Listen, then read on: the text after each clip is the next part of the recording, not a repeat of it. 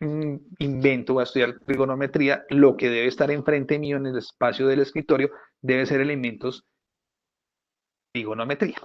Si voy tiene que ser elementos de probabilidad, o sea, que ahí no debe estar otros tipos de distractores, porque eso hace, insisto, que mi mente se mueva hacia diferentes lugares.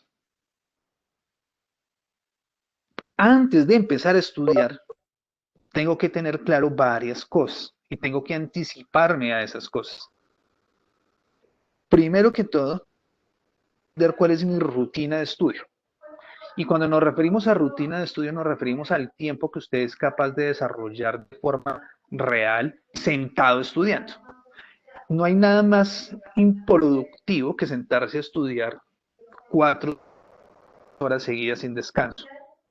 Eso no sirve.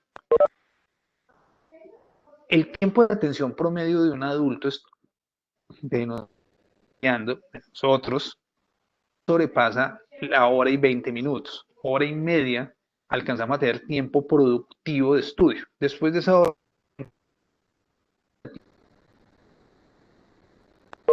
si usted lo está haciendo. Me explico. Y es un ejemplo que colocamos en muchísimos momentos de esto. Si usted paga, usted cuando, pues, antes de la pandemia, cuando íbamos a cine, pagábamos nuestras boletas para ir a cine, nos sentábamos en la silla más cómodos, íbamos a ver la película que queríamos, comprábamos el maíz, nos sentábamos ubicados alrededor, todos los distractores, veíamos la película y cuando la película pasaba de hora 10, hora y 20, nosotros estábamos diciendo qué película tan interesante, pero qué película tan larga. Entonces, lo que estamos haciendo darnos es excedernos en el tiempo si nos pasamos de esa hora y media de trabajo. La idea es que nos pase ese tiempo, porque al exceder ese tiempo, la hora y media, el cerebro se cansa, ya no le interesa, comillas, conscientemente, seguir en esa actividad. Y como ya no está en esa actividad, empieza a ser cada vez menos productivo lo que usted está aprendiendo. Entonces, ¿en qué consiste una buena rutina de estudio? Una buena rutina de estudio está en trabajar, un tiempo determinado, descansar y trabajar.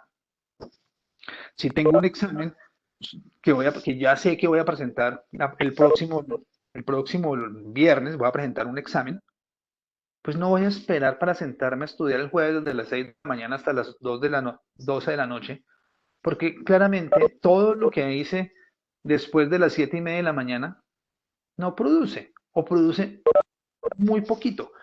Es mucho más su esfuerzo por estarse usted sentado mirando sus apuntes y tratando de hacer que lo que usted está logrando asimilar. Entonces, ¿cómo construyo mi rutina? Si tengo el examen el próximo viernes y tengo que estudiar 14 temas, voy a repartir los 14 temas en los 7 días que me quedan. ¿Cómo?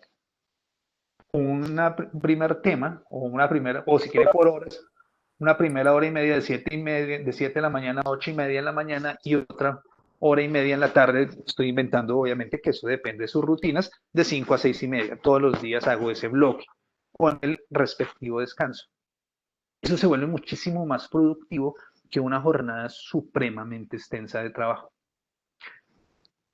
La rutina es, por consiguiente, fundamental en el proceso. Siguiente, debemos necesariamente y unos objetivos realistas. Si yo tengo que estudiar, como les decía, 14 temas, tengo que hacer horas 14 temas más las otras cosas. No voy a construir una rutina donde diga básicamente que todo lo voy a estudiar el martes porque seguramente, o el jueves, porque seguramente lo va a tener fresquito para el viernes. Eso no es cierto. Ese término de fresquito no es válido, es simplemente que usted siente una tranquilidad psicológica de haber hecho la lectura el día anterior, pero realmente no hay ningún tipo de aprendizaje, ni tampoco hay ningún tipo de asimilación dentro de sus procesos. Entonces tenemos que repartir los tiempos y repartirlos de forma real. Es fundamental estudiar con energía. Y cuando nos referimos a energía, nos referimos a estudiar cuando estemos descansados o relajados y tengamos cómo hacer. No es bueno, por ejemplo, salir toda la mañana a trotar y salgo a trotar de 5 de la mañana a 8 de la mañana, a las 8 llego, me medio cambio y vuelvo, me siento a estudiar porque es que me siento lleno de energía. Usted puede creer que se siente lleno de energía para estudiar, pero su cerebro y su cuerpo puede estar en esa idea, pero su cuerpo está en un proceso de descanso, de recuperación del ejercicio y demás, entonces no le va a llegar la suficiente sangre a su cabeza, por consiguiente, oxigenar lo suficiente y a su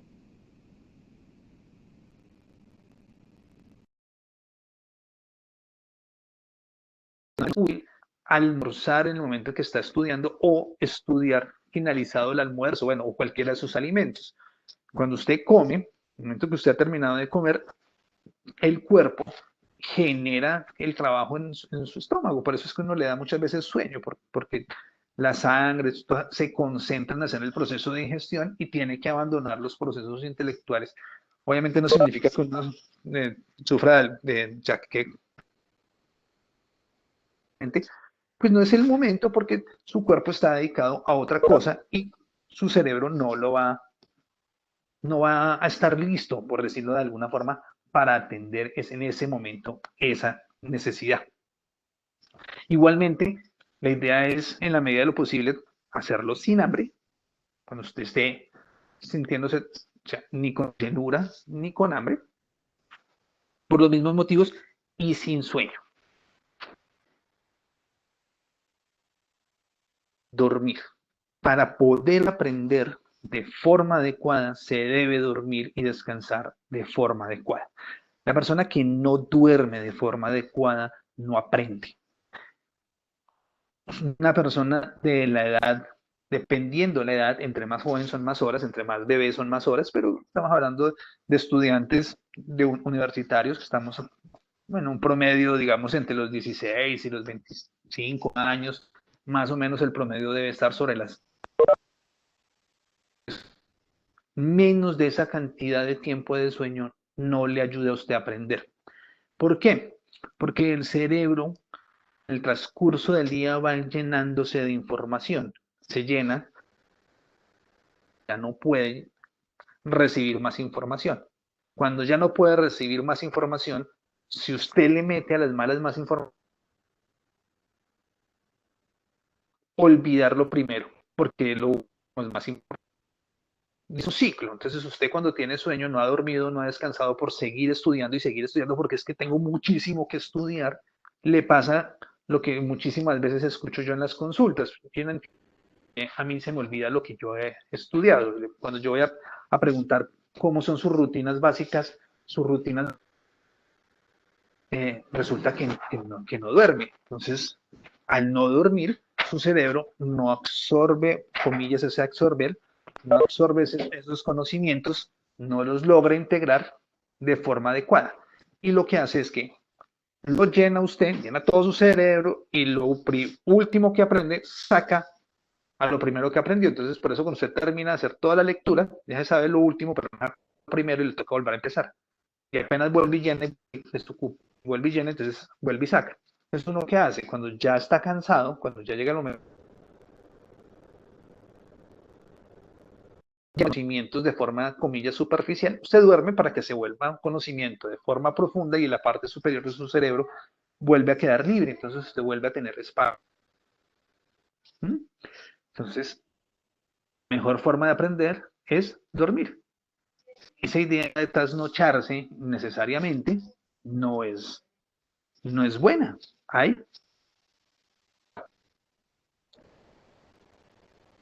muchísimo que toda teoría y toda definición y toda fórmula sea estudiada con anterioridad, en la medida de lo posible, recordadas, ¿sí?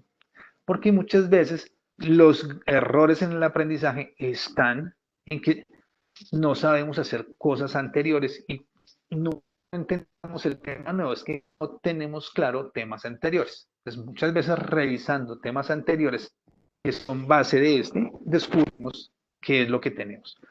Me explico en un término muy simple. Estoy estudiando el binomio de Newton y no entiendo. Y no entiendo y no entiendo el binomio de Newton. ¿Y por qué no lo entiendo? ¿Qué es lo que está pasando? Y se pone usted a revisar, no sé qué, y se da cuenta que lo que pasa es que usted no entiende que es un factorial. Ah, pues sí, claro. Obviamente, hasta cuando usted no entienda el factorial, no va a entender el binomio de Newton, pero si usted se dedica, el binomio de Newton, pues nunca lo va a... Los conceptos de este elemento matemático, pues lo va a entender con mucha más facilidad, muchísimas veces. El problema está en que no tenemos claro algún concepto anterior que es fundamental en nuestro momento de estudiar. Estos elementos que acabamos de nombrar son elementos clave para cualquier asignatura, indiferentemente si es matemática, si es lenguaje, para cualquier asignatura y proceso de aprendizaje. Es esencial a la hora de aprender. Pero, y en las matemáticas, así como en las otras asignaturas, todo es igual. No.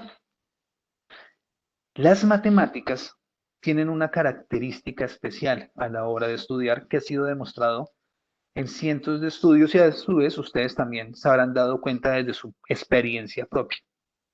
La matemática es una asignatura en que la cantidad de horas de estudio que usted le dé a la asignatura no tienen relación directa con la nota que usted obtenga. No necesariamente el que estudia 40 horas obtiene 5 y el que estudia 20 horas obtiene 1. No, aquí no hay esa relación. Y muchísimas veces nos hemos dado cuenta que hay compañeros muy poco y obtienen muy buenas notas y otros que estudian mucho y tienen muy malas notas y uno no logra como comprender qué es lo que está sucediendo ahí.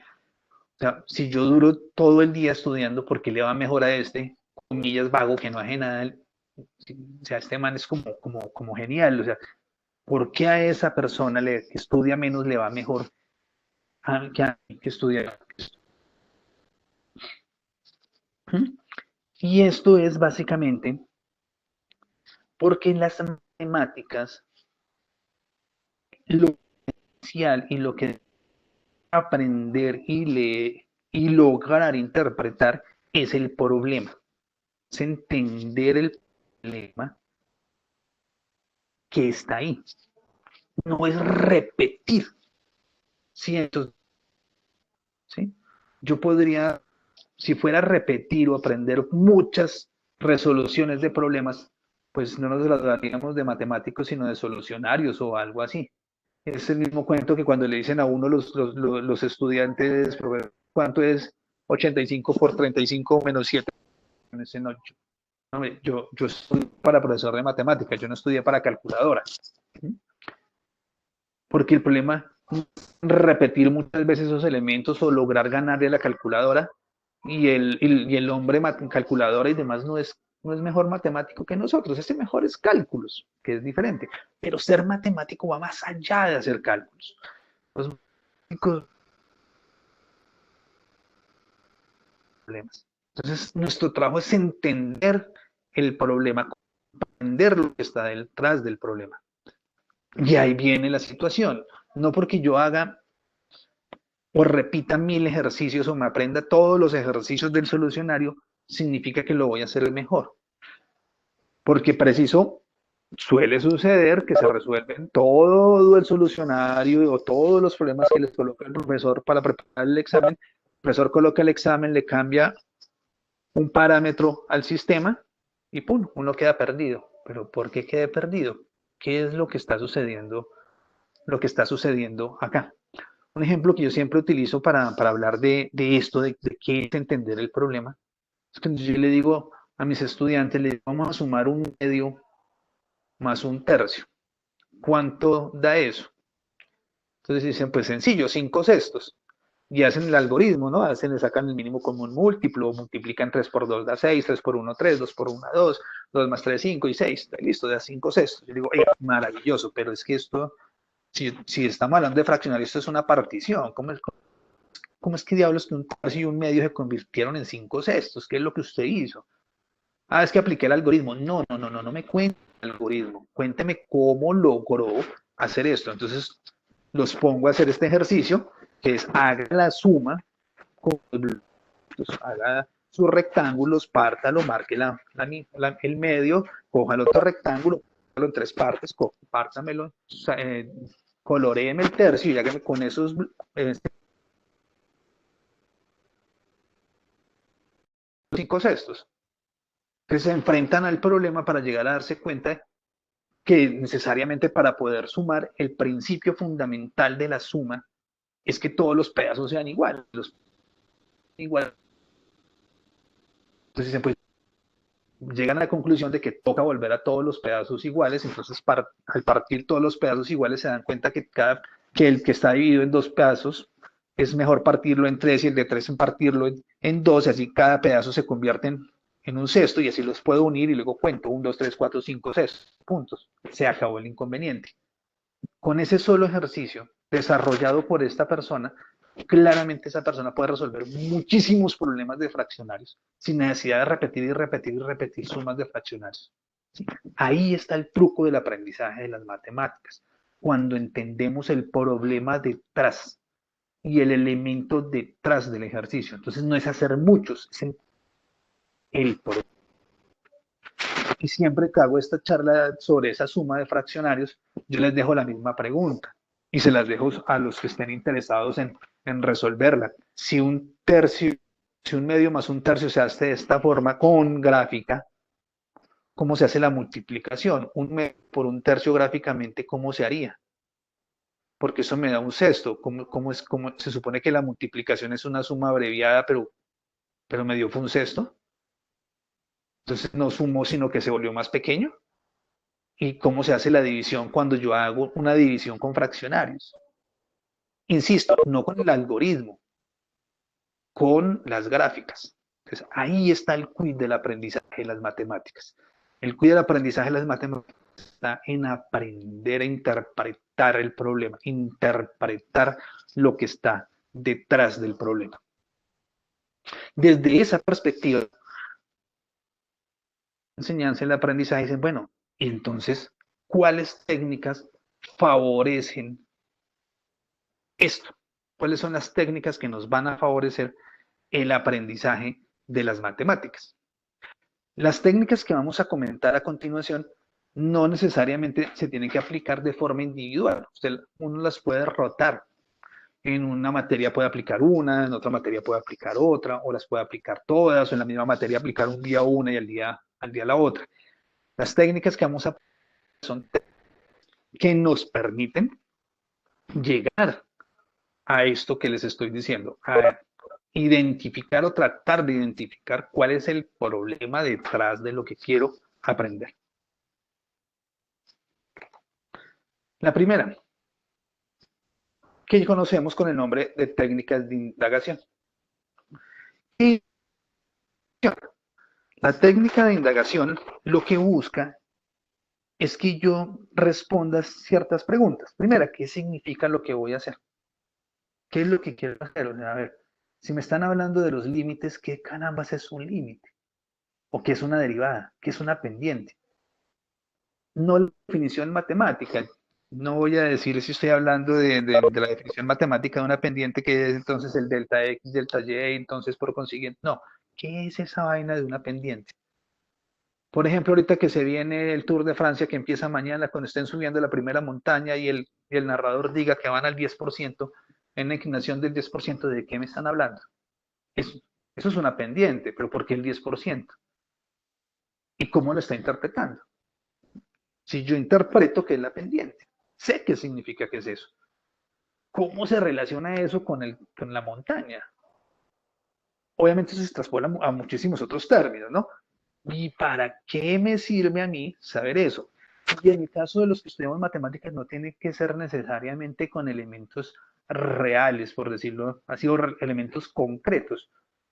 Son con elementos de nuestras asignaturas. O sea, ¿a mí para qué me sirve conocer las sumas de Riemann en la vida diaria? ¿No? Pues puede que a mí como matemático puede que me sirva para montones de cosas. Las sumas de Riemann me llevan a una cantidad de construcciones fundamentales en el desarrollo del cálculo, que es la base por allá de nuestro cálculo, bueno, pero de pronto en la vida diaria no me sirva. Entonces, Yo no estoy diciéndole a usted, matemático, que se relaciona con la vida diaria, sino cómo se relaciona con el elemento de aprendizaje, para qué le sirve en su elemento de aprendizaje. ¿Mm? Que usted se pregunte qué es lo que tiene que estudiar. O sea, ya que sé para qué significa, ahora que tengo que estudiar, van a estudiar pendiente, tengo que estudiar todos los elementos del... No, no, tengo que estudiar estas relaciones, cuáles relaciones debo hacer, qué quiero aprender alrededor de estas relaciones y finalmente, qué aprendí. Un ejemplo de lo que estamos hablando. Si me preguntan o quiero yo aprender sobre la elasticidad de la demanda, entonces, ¿qué quiero yo saber? ¿Qué quiero yo saber? ¿O qué? Yo quiero saber qué es la elasticidad de la demanda. Eso es lo que quiero yo saber. También quiero saber necesariamente cómo se mide la elasticidad y que ese concepto existe en la oferta o no existe en la oferta. ¿Qué es lo que quiero saber? ¿Por qué es importante eso? Porque ahí es donde voy a centrar mi estudio. No en resolver cientos de problemas de demanda, sino en los elementos que quiero saber para con esos elementos después, cuando se me acerque otro problema, poder hacer interpretaciones de ese problema que me van a llevar a soluciones novedosas o interesantes. Debo saber qué es lo que sí, porque no voy a volver a repetir todo el de estudio desde cero hasta allá, sino que sé que necesito para entender este concepto. Bueno, yo sé que es el movimiento a lo largo de la curva, o sé que es la curva de demanda con pendiente hacia abajo y de la derecha. Y una vez analizado estos elementos, ¿qué voy a aprender o qué aprendí? Entonces los coloco en la última columna. El cambio de las cantidades, el cambio porcentual, bueno, lo coloco ahí. Entonces me genera una estructura mental del desarrollo de lo que quiero hacer. Insisto, esto me permite que al enfrentarme a un nuevo problema, yo tenga herramientas que no tenía antes y que no voy a adquirir con la solo desarrollo de ejercicios.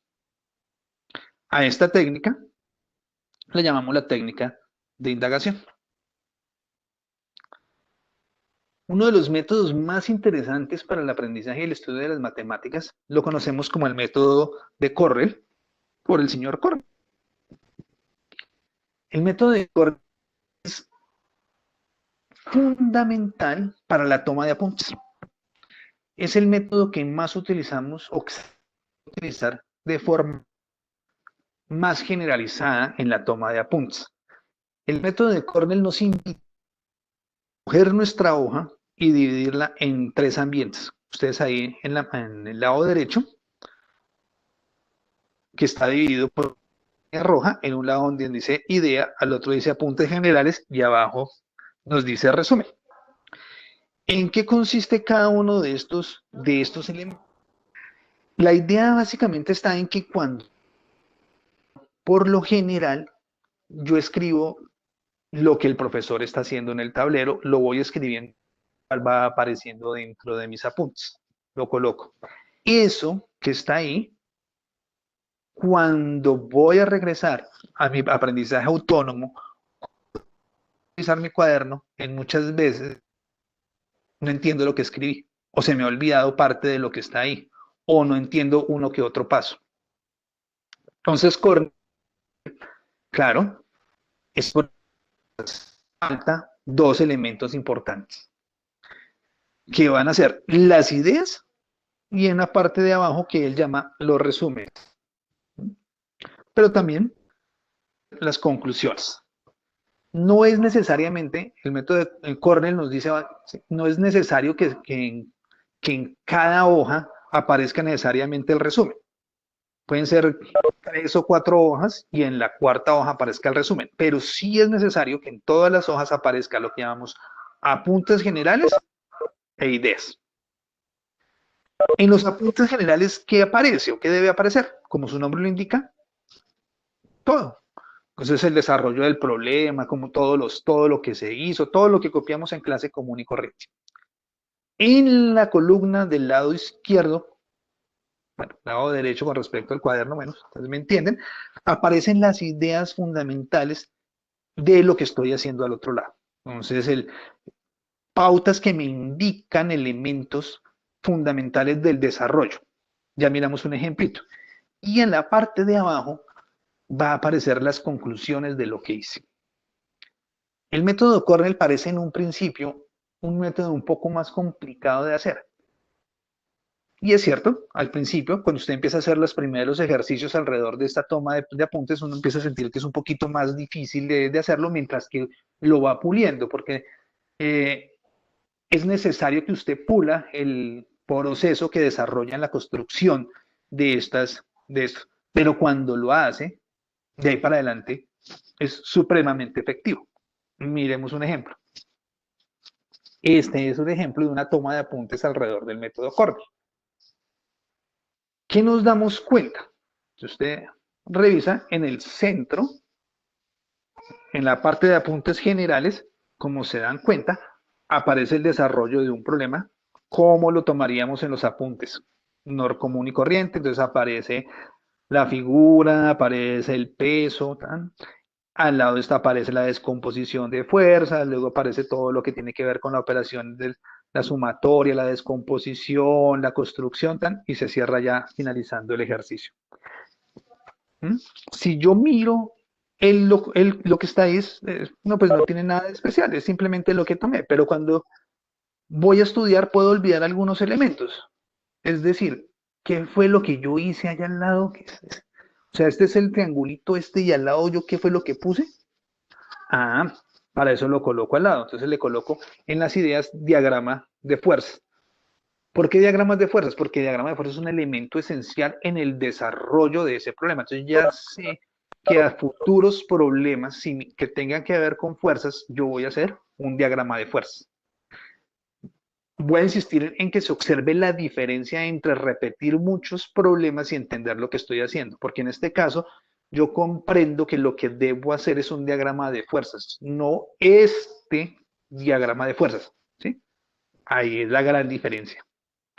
Luego aparece todo el proceso de la sumatoria y puede ser que haya un elemento que se me olvide, que descompuso este señor, por qué senos, por qué cosas, no sé qué. Entonces uno le coloca aquí al lado descomposición de fuerzas para que, o descomposición vectorial o descomposición de triángulo en los términos que usted entienda qué fue lo que se hizo.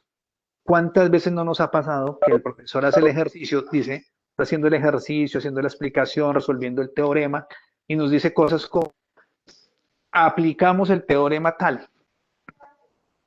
Y usted dice, ah, sí, perfecto. Y usted sigue copiando. Y no copió el teorema, o lo olvidó, o no lo colocó en ningún lado, lo colocó en algún lado y nunca volvió a encontrarlo después. Eso lo coloca usted en el lado izquierdo, para que cuando llegue encuentre ahí lo que está haciendo. ¿Sí? Una vez hecho todo este procedimiento, en la parte de abajo usted coloca básicamente el resumen. Dice, ah, sí, entonces, este ejercicio se resuelve haciendo lo siguiente, tan diagrama de fuerza, luego hacemos la descomposición, no sé qué, y encuentro tales y tales elementos. ¿Por qué no sirve Cornell? Entre otras cosas, el día que yo tenga que estudiar, como mis apuntes están organizados de esta forma, antes de empezar a estudiar, lo que yo voy a hacer es lo siguiente. Voy a tapar el lado derecho de la hoja. Tapo todo lo de apuntes generales y empiezo a mirar las ideas que se encuentran en el lado izquierdo.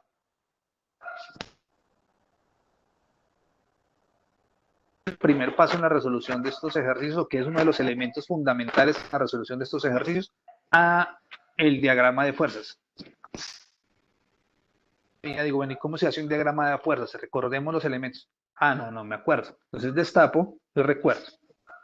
Ah, no, sí me acuerdo, eso se hace así,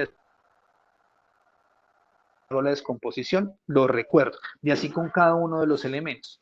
Si yo tapo y todo lo recuerdo de forma adecuada, recuerdo que hay que hacer, pues, el paso siguiente, que es enfrentarme con un nuevo problema para resolverlo. Si no lo recuerdo, tengo que hacer el repaso de esos elementos. Esto me ayuda, cosas que ya sé hacer, que tengo suficientemente claras, pero no tengo que volver a repetirlas. Ahora, si tengo dudas, destapo y reviso. Otra forma que lo hacemos también, que también es gusto del cliente, para el lado derecho, y empezar a ver qué fue lo que, esto, para el primer paso, ¿qué es? A ver, yo recuerdo, diagrama de fuerza, y luego contrasto con el otro. En las dos formas de identificar elementos en el desarrollo de nuestro problema.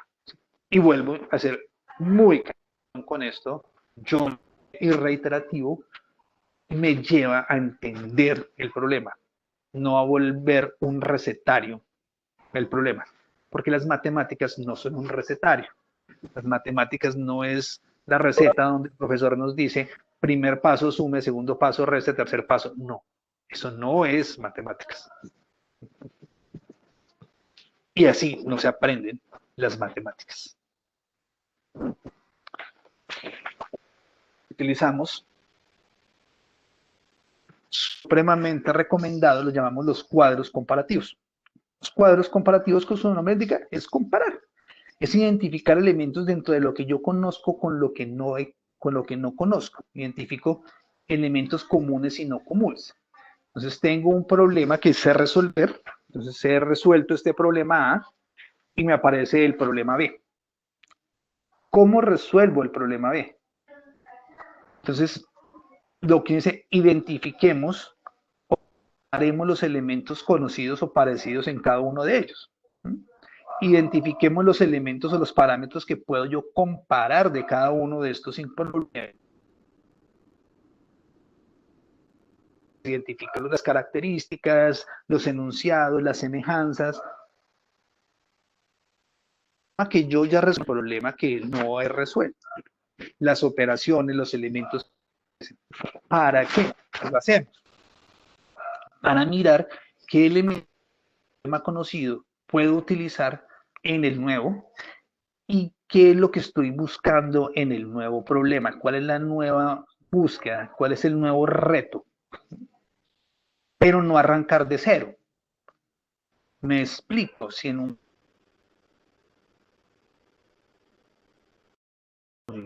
con los estudiantes, los colegios no cuando están viendo todo lo que tiene que ver con problemas de máximos y mínimos, y le dice uno, vamos a hablar sobre el ejercicio de, bueno, uno de los más famosos, que es el del cono con agua que va saliendo. Entonces, ese es un problema y uno dice, bueno, ya la vamos a hacer otro diferente, pero entonces ya no es un cono, sino que es un cono con agua, sino que es una sombra que está creciendo y disminuyendo cuando la persona va caminando o se va alejando del foco de luz. Pues inmediatamente uno hace esto con los estudiantes, inmediatamente los estudiantes suponen que son dos problemas totalmente diferentes, que no tienen nada que ver uno con el otro, tienen que volver a empezar. Y eso no es cierto, hay muchísimos elementos en común dentro de uno y el otro. Pues no me voy a poner a explicar todas esas cosas porque pues, estamos acá, somos matemáticos. Hay muchísimas cosas en común que hacen que el problema se pueda manejar de forma similar. Y hay unas diferencias que me permiten, que no me lo permiten. Pues la más obvia es que uno pues es un cono y el otro no, es un triángulo. Entonces ahí hay unos cambios y mire, estas dos diferencias, aunque sí hay unas razones similares, hay unos elementos similares en la estructura, porque el triángulo, bueno, en fin, todas estas cosas, este elemento no es común. Entonces esto es lo que yo tengo que tomar en cuenta para el desarrollo de mi problema y empezar a buscar de ahí. Pero no voy a tener que volver a reconstruir todo el conocimiento porque ya lo he comparado con problemas anteriores. A eso lo llamamos nosotros un cuadro comparativo en el desarrollo del aprendizaje de las matemáticas. Los cuadros comparativos hay de muchas clases. Ejemplo, este. Entonces simplemente estoy comparando, o sea, tengo las funciones, tengo algunas características específicas y tengo sus ejemplos. Entonces estoy comparando las características, pero en todo caso estamos hablando de funciones y sabemos que hay elementos similares entre ellas al verlo. Eso me permite entender que una función como la de arriba, entonces es también una función como la de abajo. Tienen características similares, funciones con unos elementos básicos, pero hay unas diferencias dentro de ellas desde su estructura. Lo otro que buscamos trabajar, o otro de los métodos que utilizamos para desarrollar y aprender en matemáticas, lo conocemos como el método de las analogías. Básicamente, elementos o situaciones de nuestra vida diaria con elementos que requieran otras construcciones o para que me facilite la comprensión a mí.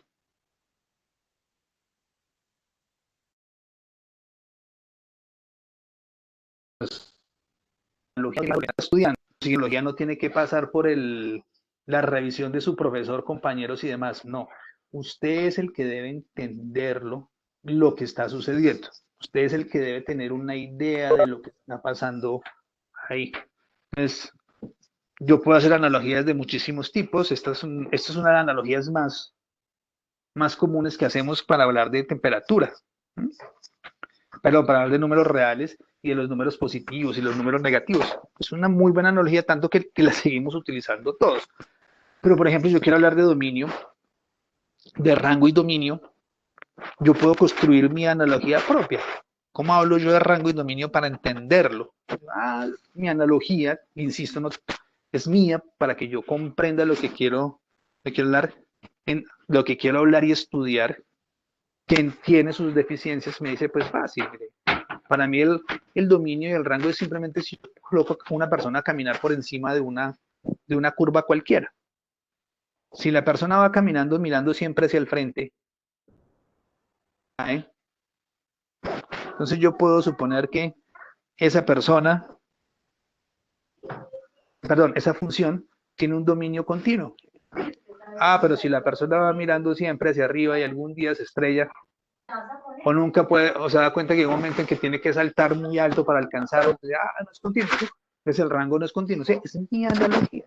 Es mi analogía, la cual obviamente va a tener una serie de dificultades si las vamos a analizar desde el contexto meramente matemático y con todos los elementos respectivos. Claro que sí, hay unos elementos ahí, pero es la analogía que le permite a usted comprender qué está pasando.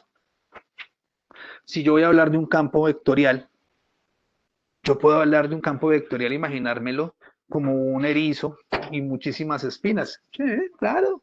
Tiene algunas dificultades, insisto, si lo tratamos de llevarla, pero si eso me permite entender, la analogía me permite entender lo que está sucediendo dentro del problema, es útil y la debo utilizar.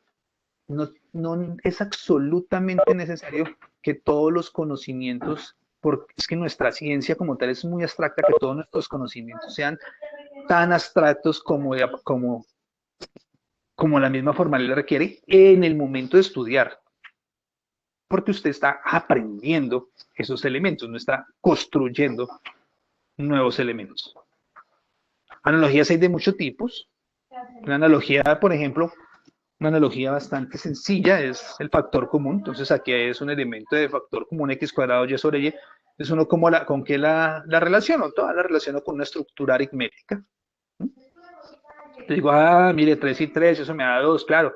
Ya entiendo por qué el 3 y el 3 lo puedo cancelar para que me dé el 2, porque pues, x al cuadrado lo relacioné con la raíz cuadrada de 2 al cuadrado. La analogía es tan compleja como obviamente como el conocimiento matemático propio de nosotros. Entre más tengamos bagaje en nuestra estructura matemática, necesariamente mayor cantidad de analogías o mejores analogías podremos hacer. Eso nos permite a nosotros establecer cada vez mejores relaciones.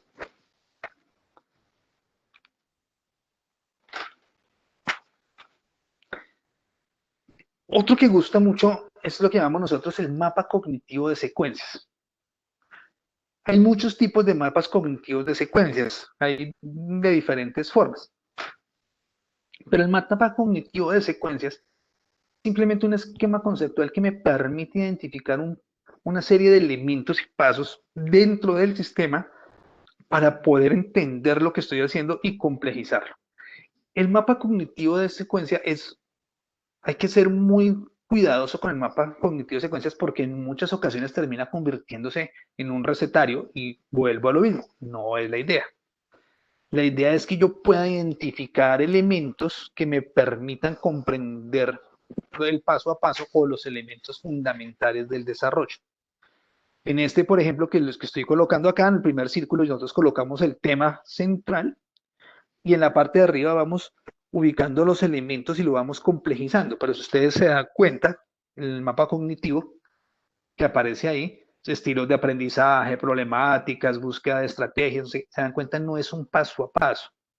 No es que los estilos de aprendizaje me generen problemáticas en casa, en clase, perdón, o que eso a su vez me genere estrategias adecuadas, no, sino son elementos que yo debo de identificar dentro del desarrollo de mi problema. ¿Mm? Es como tomar esos elementos mínimos que están ahí y organizarlos de forma tal de que cuando yo entre a verlos visualmente comprenda la estructura. Como les digo, hay muchísimos tipos de mapas cognitivos, pero uno de los que más se utilizan es estos, que es, dicen, simplifique la ecuación. Entonces aquí está todo el desarrollo de la ecuación y al lado voy colocando los elementos. Entonces, sí, obviamente multiplico el denominador común, simplifico términos, para ir identificando los elementos. La idea es que entre más complejo sea el tema y entre más bagaje tenga, cada menos detalle dentro de la estructura de mi secuencia. Aquí el ejemplo lo traigo pensando, este lo coloqué pensando en nuestros futuros estudiantes en el colegio. Ellos requieren muchísima mayor cantidad de detalle en el proceso. Los mapas cognitivos, perdón, los mapas de secuencias cognitivas no los recomendamos nosotros muchos para los estudiantes de bachillerato, porque sobre todo ahí ellos terminan volviendo eso un recetario. Es mejor en el caso de los estudiantes universitarios, insistiendo en lo mismo, porque al haber más bagaje hay menos detalles y cada vez llegamos a colocar en las secuencias elementos fundamentales o elementos o categorías superiores.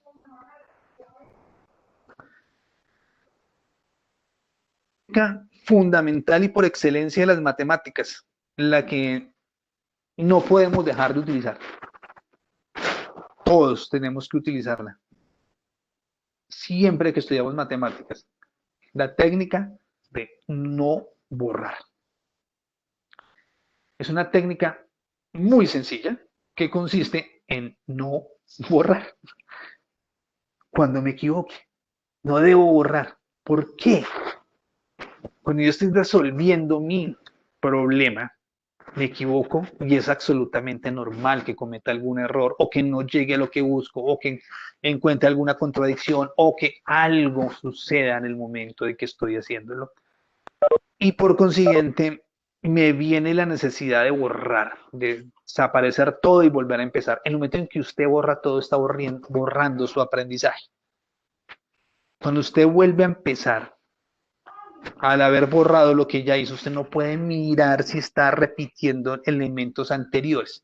Entonces, muchas veces termina en el círculo de seguir haciendo y haciendo y haciendo y haciendo lo mismo y no se da cuenta que está haciendo lo mismo porque todo el tiempo borra. Entonces uno hace el ejercicio, luego borra usted y uno dice, oh, por Dios, ya no está ahí lo que me equivoqué. Entonces, al volver a hacerlo, vuelve y repite el error anterior y el anterior y el anterior. Entonces, no borrar le permite darse cuenta a usted qué es lo que está haciendo y cuando empieza a hacer el siguiente intento, va comparando para no recaer en el anterior. Esta técnica tiene una cosa tiene un peso que ha venido durante los años y es que es absolutamente normal que los profesores de matemáticas preparemos clase, o sea, suena tonto lo que voy a decir, pero como preparamos clase, por consiguiente, casi nunca nos equivocamos cuando estamos presentando el tema a nuestros estudiantes. Entonces, queda la idea en la cabeza del estudiante que el profesor que está allá nunca se equivoca y que el buen matemático jamás se equivoca. Pues como nunca se equivoca, yo debería hacer lo mismo. ¿Sí? Entonces, no hay mejor forma de no ver mis errores para parecerme cada vez más a esa figura del que nunca se equivoca jamás, borrando. Y no es así. El principio fundamental de los matemáticos está en aprender de los errores. de aprender de lo que no hicimos de forma correcta para mejorarlo cada vez. Por eso es que decimos que esta técnica es fundamental para nosotros, es fundamental para los matemáticos, porque tenemos que aprender para poder solucionar nuevos problemas. Finalmente, ya para darles el espacio si hay alguna pregunta, es importantísimo que ante estas técnicas y ante cualquier técnica de estudio, practiquemos de forma constante. Y vuelvo al principio, práctica de forma constante es una práctica con rutinas organizadas, no es practicar desde las 7 de la mañana hasta las 8 de la noche todos los días, no, es practicar todos los días un poquito. Es importante hacer las preguntas sin miedo, hasta las que le parezcan a uno más tontas, hay que hacerlas. Muchísimas veces las preguntas más tontas son las más interesantes o las más creativas. Alguna vez un estudiante me preguntaba por qué, en clase de física, por qué hay una carga positiva y una carga negativa. O sea, yo le dije, pues porque son dos tipos diferentes. Sí, pero ¿por qué positiva y negativa? ¿Por qué no se llaman X y H? ¿O por qué no se llaman R y J o lo que sea?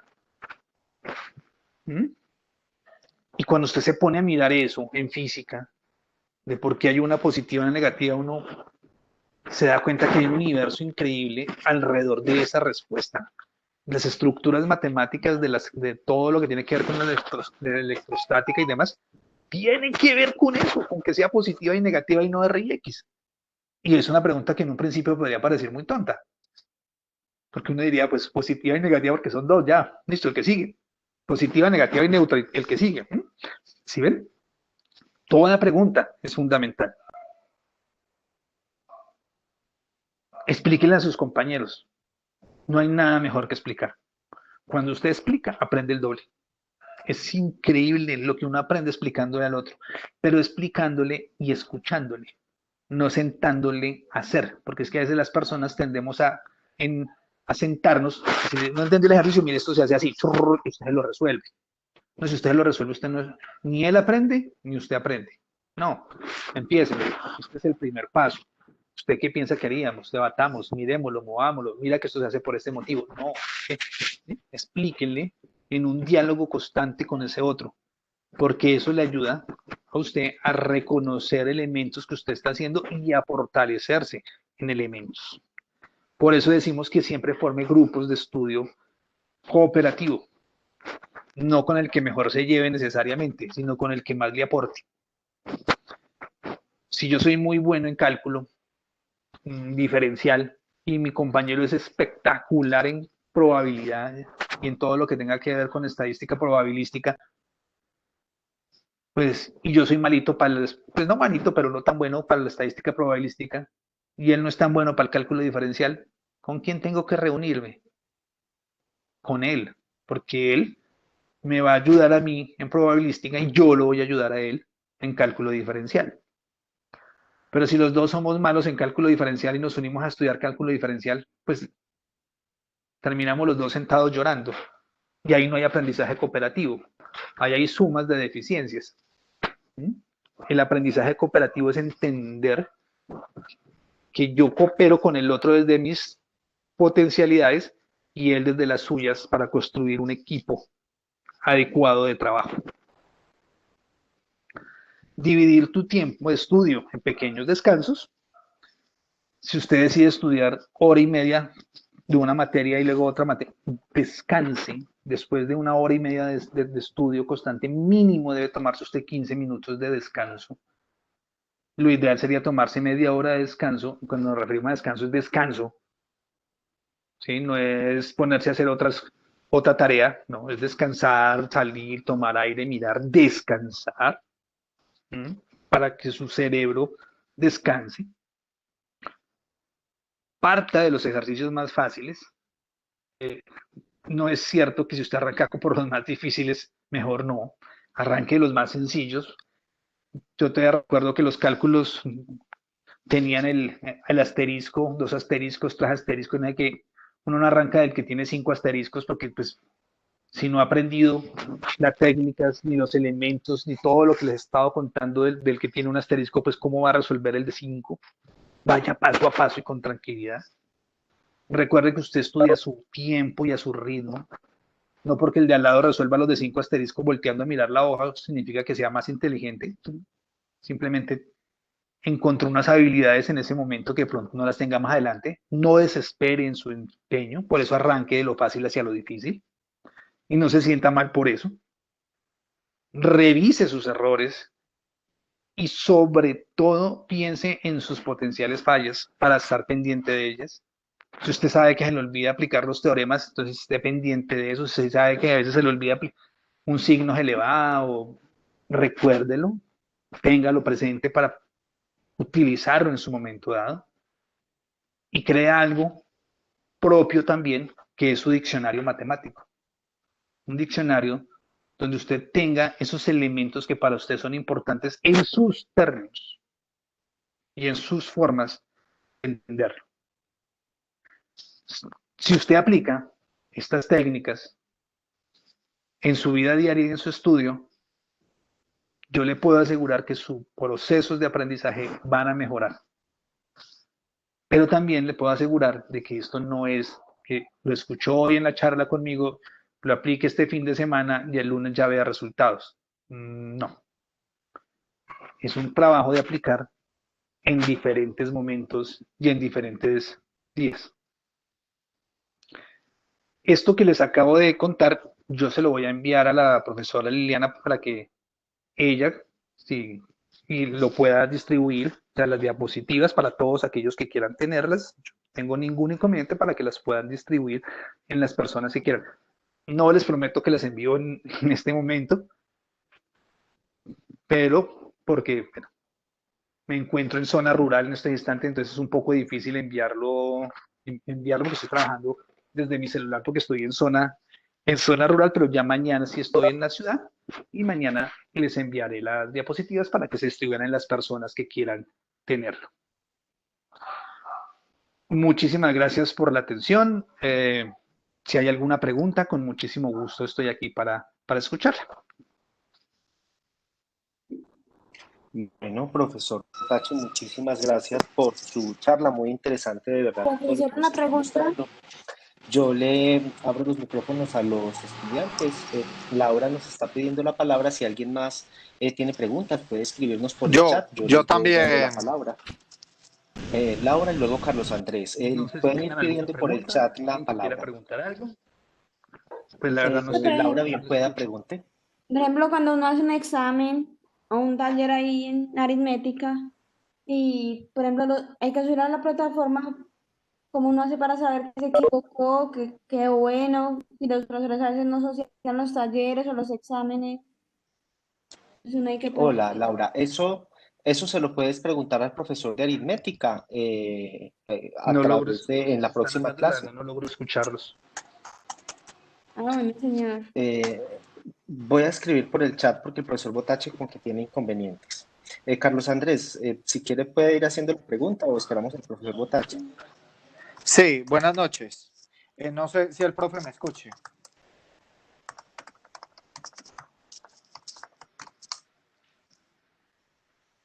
¿El Profesor profesor Botache, ya buenas nos noches. ¿Me escucha? escucha? No, no, estoy viendo el chat, pero no logro escucharlos. No sé por qué no me está generando el audio.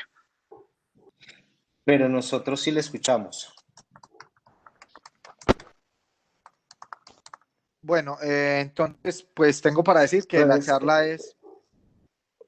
Andrés, ¿por qué no escribe la pregunta por el chat?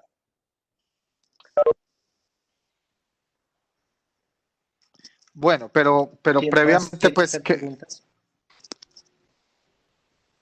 Bien, pues Andrés, continúe. Gracias.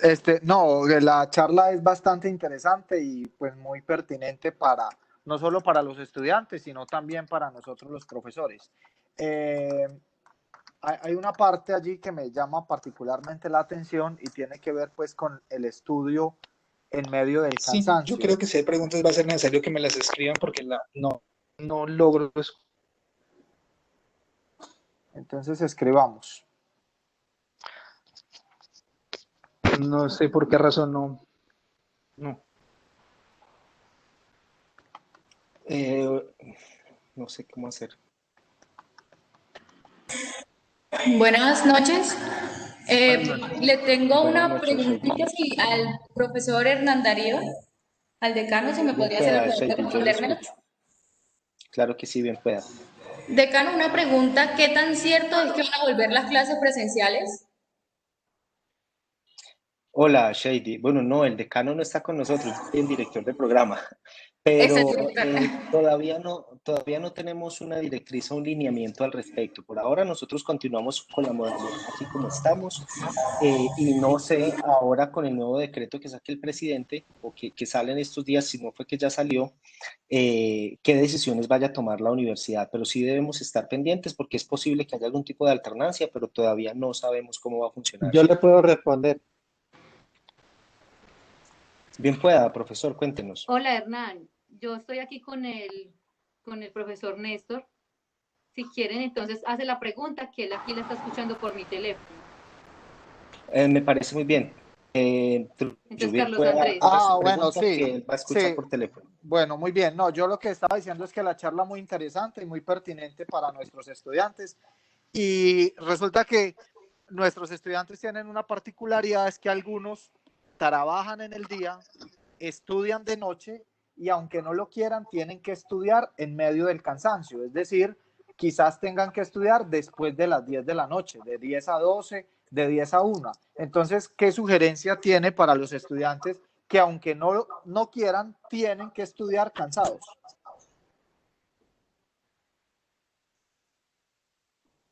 Descansado.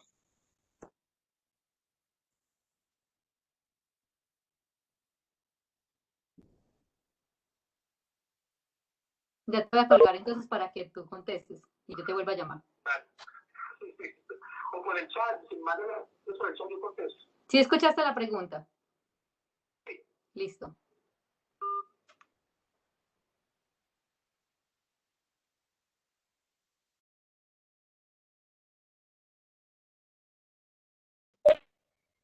Bueno, sí, espero que me estén escuchando. En estos casos es fundamental para nosotros cuando el estudiante no puede debido al tiempo, o sea, debido a que tienen que estudiar durante toda la tarde, perdón, tienen que trabajar en la mañana, estudiar en la noche y llegar a la casa, es la planificación adecuada del tiempo. Si bien es cierto que no es lo ideal, también es importante no excederse en el número de horas que vamos a dedicar por la noche. Me explico. Si llego a las 11 de la noche y tengo que otro día que empezar a trabajar a las 7 de la mañana, pues voy a tratar de dormir el tiempo suficiente. Digo, no, ni modo, no son 8, me toca dormir 6. Entonces, de esas 6 horas, entonces cada día estudio una hora y cuarto.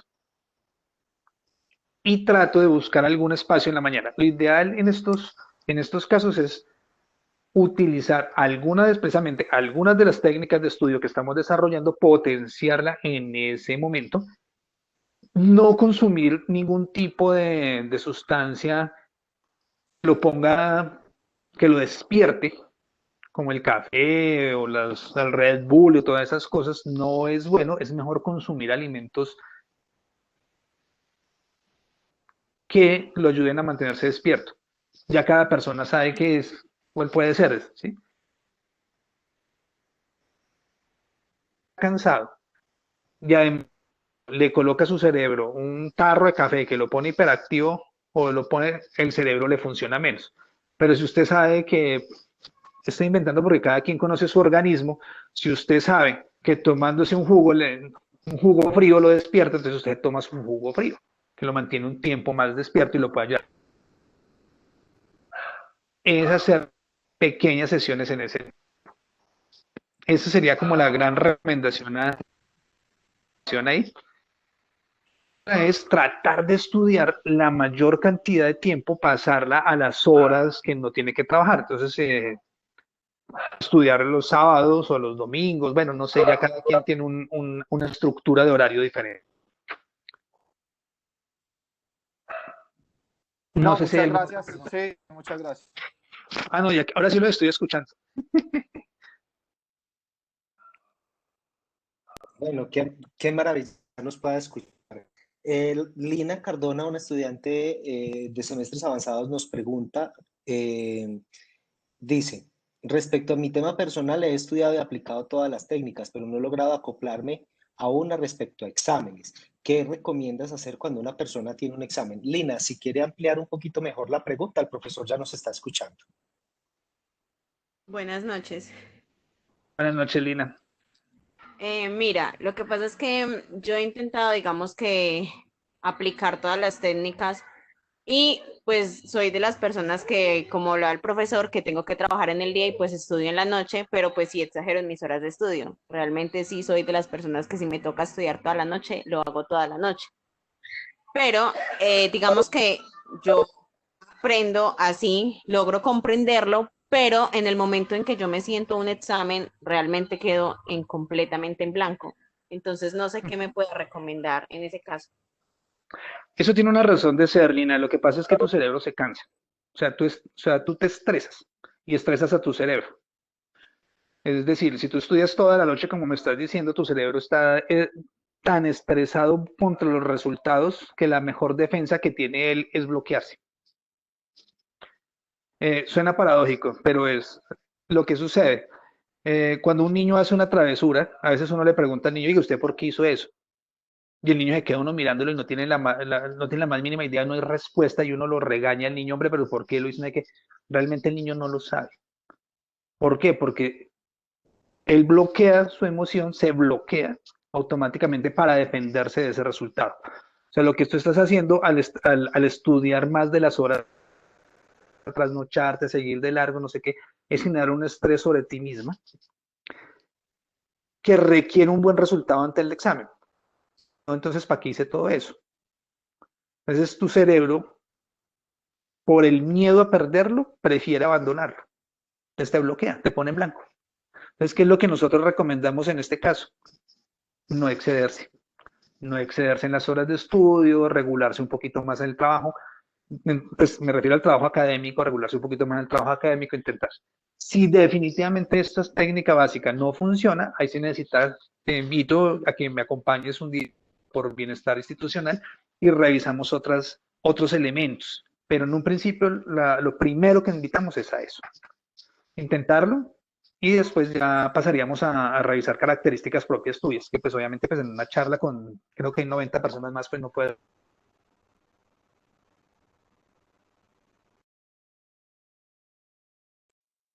Muchas gracias. Muchas gracias, profe. Hay una pregunta de Brian en el chat. También la puede hacer a viva voz. Si quiere, Brian, bien pueda. Lo escuchamos.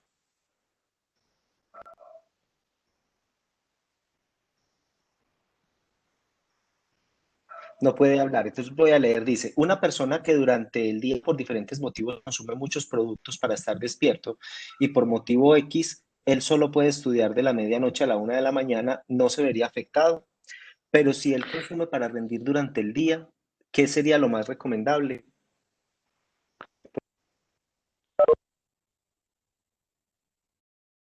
Consumir, es decir, uno, en-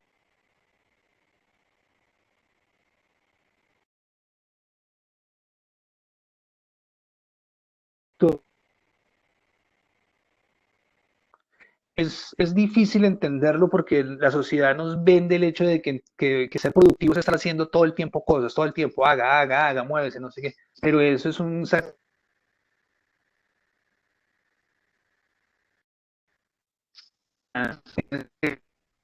es necesario.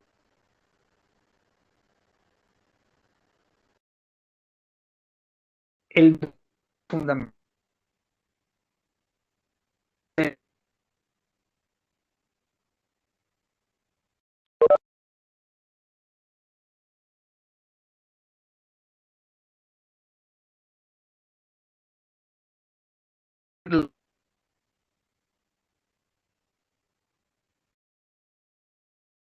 tus capacidades de aprendizaje y las capacidades de esa persona de aprendizaje, que en cuenta, no viste que fueras vos, la persona que tenga esas dificultades, esa costumbre cada día va a empezar a tener, que terminan por lo general terminan llevando en una manera no, acá, en medicina, por ejemplo, en medicina, los doctores en medicina tienden a suponer que sus estudiantes para ser mejores médicos no deben dormir y nosotros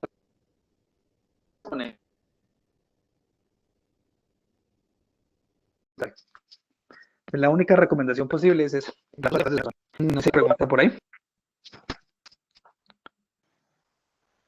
Bueno, profesor, muchísimas gracias. ¿Quién tiene alguna otra pregunta, por favor?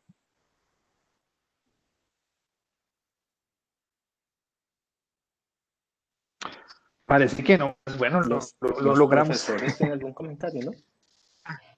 Bueno, Yo tengo una pregunta. no, profesor. La adaptación. Steven Zuluaga, creo que tenía algo para decir, lo escuchamos. Sí. Yo quisiera preguntar, al principio de la charla están hablando del enfoque para entender los contenidos y no solamente aprender a solucionar problemas.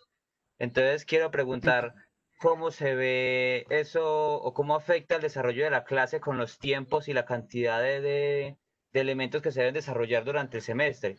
Porque es que hay veces como se queda muy corto y entonces a la final solamente se pasa a aprenda y aprende algoritmos para pasar el parcial y ya.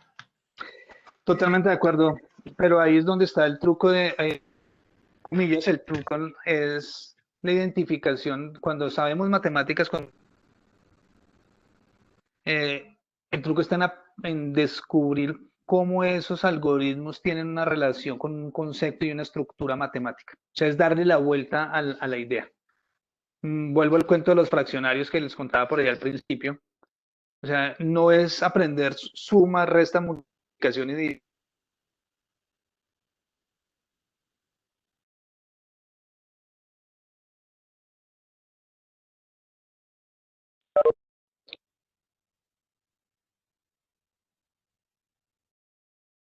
Estos 4 algoritmos corresponden a un solo sistema que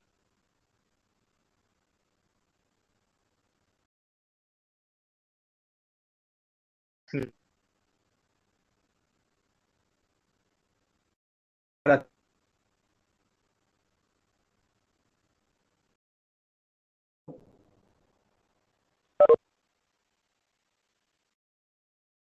trabajar.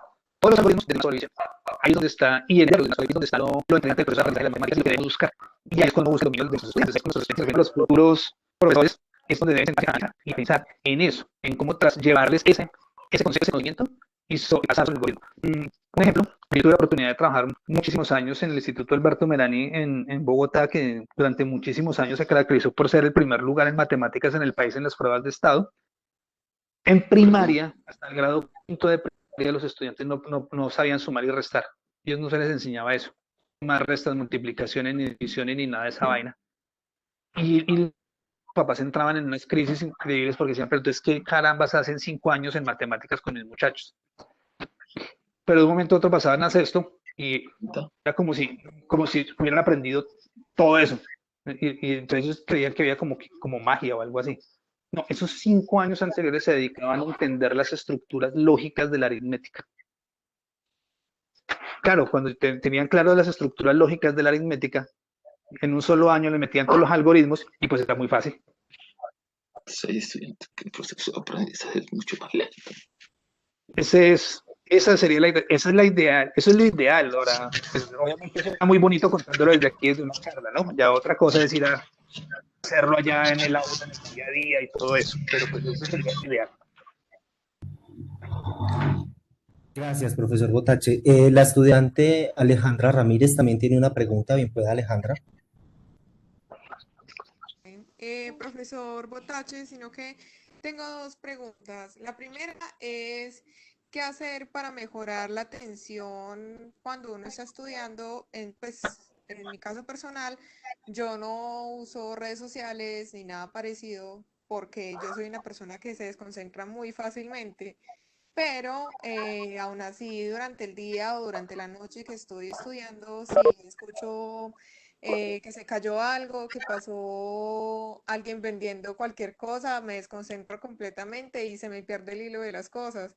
Entonces, pues bajo esa situación, ¿qué uno puede hacer? Y la segunda pregunta es cuando uno está estancado en un tema que lo ha repasado quizá bastante tiempo y no ve que uno avance en sus conocimientos, ¿qué puede hacer ahí? Gracias.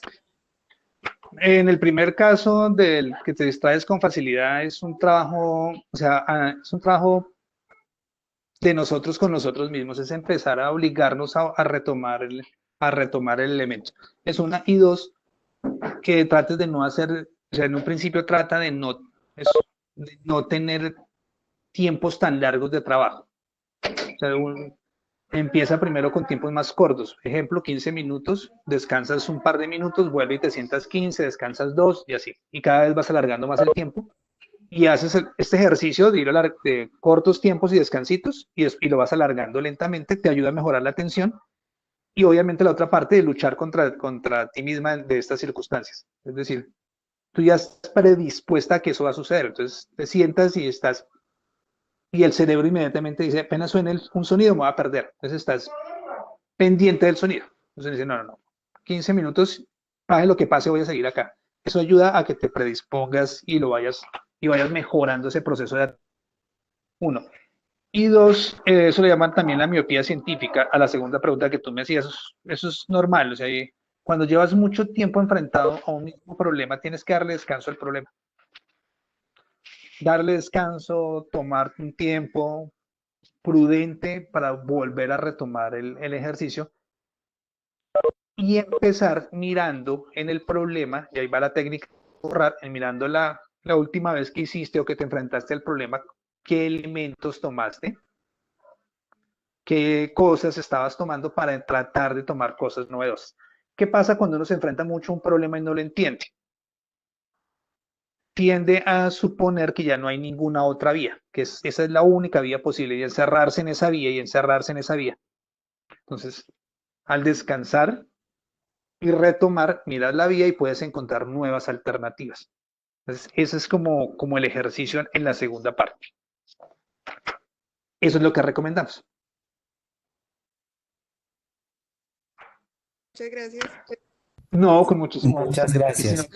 Están todos invitados. Botache, el profesor Señor. Mauricio Díaz nos comparte una experiencia personal. Él dice que normalmente cuando él estudiaba de noche y tenía que trabajar al otro día, llegaba a dormir y mejor madrugaba un poco antes de ir a trabajar.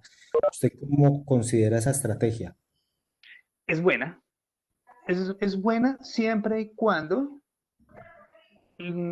duerma lo suficiente, o sea, se levante descansado y lo puede hacer. Lo que pasa es que, por ejemplo, en mi caso me funcionaría maravilloso. Yo soy una persona de dormirme temprano y levantarme también muy temprano. Entonces, de dormirme 10, 11 de la noche y levantarme 5 o 6 de la mañana desde que tengo memoria.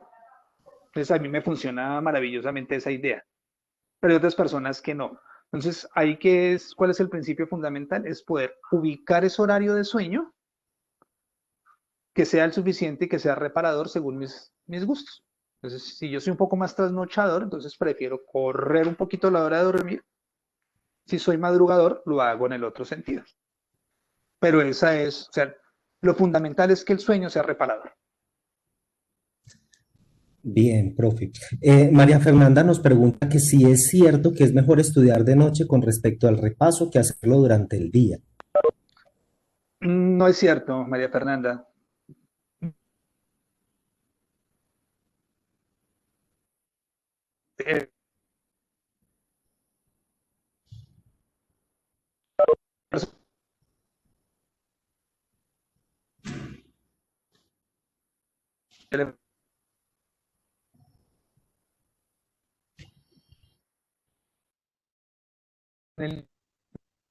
Les funciona repasarlo.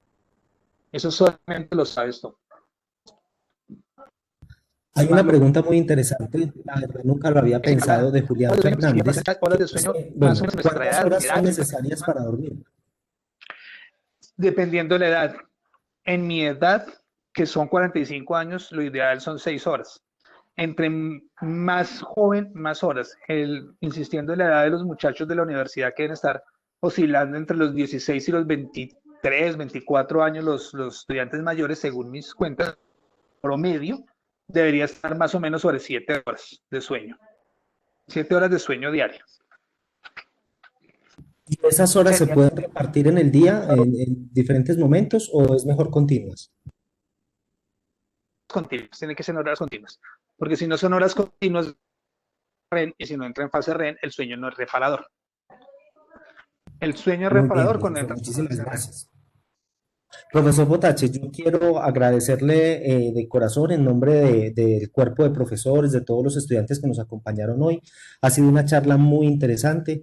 De verdad que sí, no he leído sino elogios para la charla en el chat. Entonces, de verdad que nos ha hecho unos aportes muy valiosos. No sé si tenga algún comentario o recomendación final. Todo el sonido, pero espero me estén. Muchísimas gracias por la invitación. Darles las gracias a todos por esto, por este espacio. ¿Quién son técnicos de estudio? La persona puede encontrar.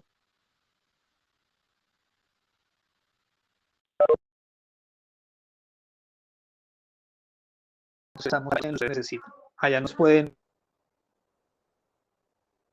Entenderemos y dispuestos a cualquier decisión. Estoy dispuesto a cualquier charla que nos quieran dar. Muchísimas gracias a todos y una buena noche. Muchísimas gracias, profe. Igualmente para usted. A todos los profesores y estudiantes, espero que se vayan motivados con el tema, sobre todo los estudiantes, si consideran que de pronto necesitan algún tipo de apoyo adicional, ya recibieron la invitación del profesor, los pueden atender en bienestar, ahí les pueden ayudar con este tema, y pues creo que son técnicas que podríamos dar en nuestros cursos. Para los profesores, hay profesores que están acá que son graduados y que trabajan en los colegios de Armenia o del Quindío, pues también es muy importante que de pronto puedan compartir este tipo de estrategias con sus estudiantes. La idea del seminario es esa. Esperamos seguir involucrando a los estudiantes del programa, seguir involucrando a los graduados en este tipo de actividades y acepto cualquier solicitud, cualquier sugerencia, cualquier recomendación. Si de pronto conocen a alguien que nos pueda hacer aportes significativos en nuestra formación como matemáticos y como profesores de matemáticas, entonces son bienvenidas todas las sugerencias. Los dejo en libertad porque yo sé que ahorita en 20 minutos algunos de ustedes tienen clase, tanto los profesores como los estudiantes, entonces no me queda más que agradecerles por su participación. Muchas gracias a la profesora Alejandra por la coordinación, al profesor Paulo Andrés García por la coordinación del evento, nuevamente a la profe Liliana con la recomendación del profesor Néstor Botache y evidentemente a él por sus aportes tan valiosos. Muchas gracias y feliz noche para todos. Feliz noche para todos, que estén muy bien. Muchas gracias también, Hernán Darío, muy amable, y a la profesora Liliana. Feliz noche.